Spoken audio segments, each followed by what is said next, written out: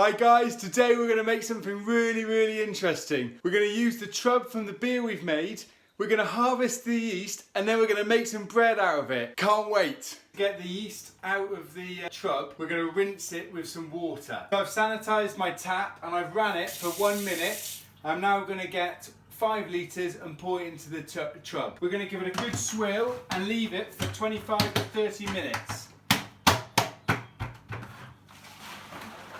So as you can see, it's now in 2 distinct layers, a brown one at the bottom and a creamy one at the top. So we want to take that kind of creamy, beery liquid and put it into another pot. Now we're going to put a lid on and put it in the fridge for 24 hours.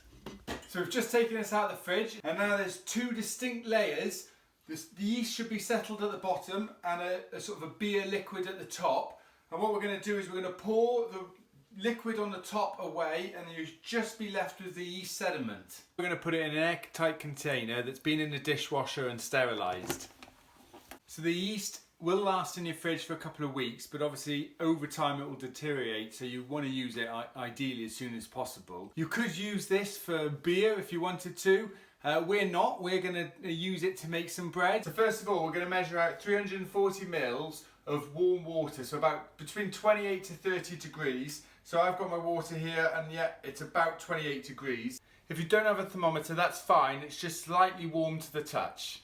So I'm now going to measure 340 mils of water. Don't worry too much about the measurements because I'm going to put all of them below in the comment section. So now we're going to put 1.5 tablespoons of the liquid yeast that we got from our trug. And then we're going to whisk it all up and get as much air in as possible. So once you've whisked this for 2 minutes, you want to add the other ingredients. So that's 565 grams of bread flour, 1.25 teaspoons of salt and 1.25 teaspoons of sugar. Again, all of those ingredients will be at the bottom of the video, so don't worry too much about that. I'm now going to put it into my mixer using the dough hook for 10 minutes to knead. If you don't have a mixer, then that's fine, give it a mix and then knead it by hand for again 10 minutes. But if you're using a mixer, after 10 minutes it should start coming away from the sides. If you're mixing it by hand, a top tip is to actually oil the surface and oil your hands rather than using flour, because if you use flour, you're putting too much flour into the dough. So while that's mixing, I'm going to grease my tin with butter,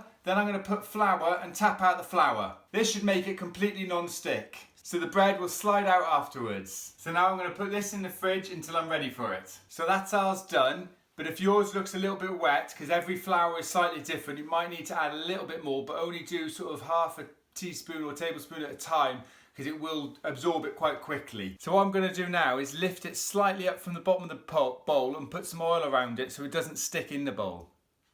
So I'm now going to put a damp tea towel over the top and we're going to put it in a warm room, so 21, 22 degrees, for about 2.5 hours to 3 hours, and you want it to expand by at least 1.5 to double its size. Ours has doubled in size, so now it's ready to go into the loaf tin for its second proof. So I'm going to oil my hands and I'm going to get the dough and fold it underneath itself and then put it in the loaf tin.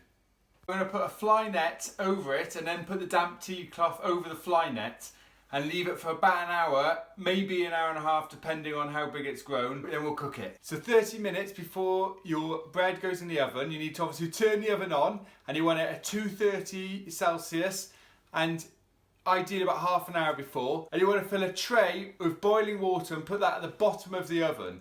This creates steam in the oven when you put the bread in and creates a really nice, lovely crust. Once it's proofed for the second time, you want to sprinkle a bit of flour on the top and make 3 cuts across the top.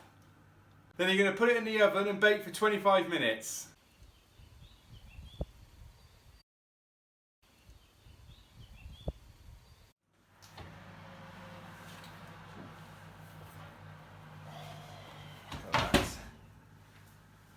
So, we're taking it out. To check if it's done, we're going to turn it out upside down and knock it and see if it sounds hollow.